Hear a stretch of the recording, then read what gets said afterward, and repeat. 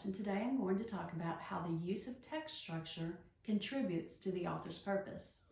If you live in Texas, the applicable TEKS or state standards are 8B in high school and 9B in middle school. The Common Core standards are RL5 in high school and RL 6.5 in middle school. The text I want to use as a model for this standard is the story Barney by Will Stanton. If you haven't read the story, please pause the video and read it so that you can follow with my reasoning. You can download a quick copy from my website, authorspurposeexpert.com.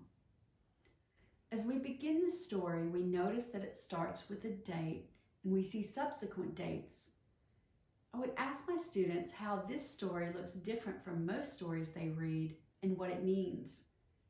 We know because of the dates that it's written in the form of some kind of journal or diary.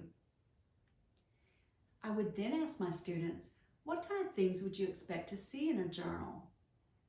It's obviously going to be personal and share the thoughts and feelings of whoever is writing it. Being privy to those thoughts and feelings, as readers, we're going to learn a lot about that one particular character's life. I would then ask students how a journal is structured as opposed to how most stories are structured. Journals are structured in segments that are in chronological order. This is different from the average story because with each entry as a reader, we expect to learn about the events of one particular day. A journal will also give us a great deal of insight into the character. At the beginning of Barney, we learn that the author of the journal and Barney are alone on an island.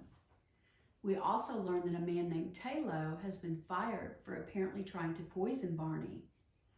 Even though we don't know who Barney and the narrator are, the author reveals quite a bit of information in this single journal entry.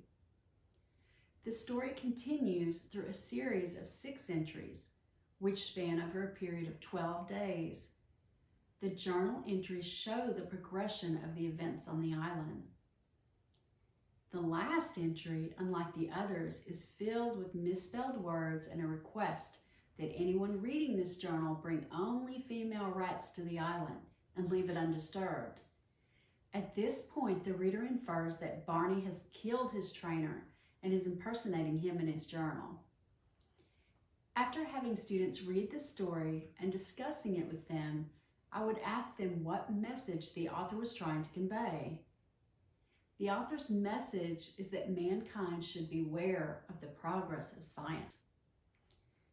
So how does the way this story is structured contribute to that message? The progressive journal entries provide a unique scientific perspective and slowly reveal the control that a rat gains over a human due to science. This is a direct correlation which perfectly conveys the message and makes for a fascinating story. This is a great example to use with students to show how text structure can contribute to the author's purpose.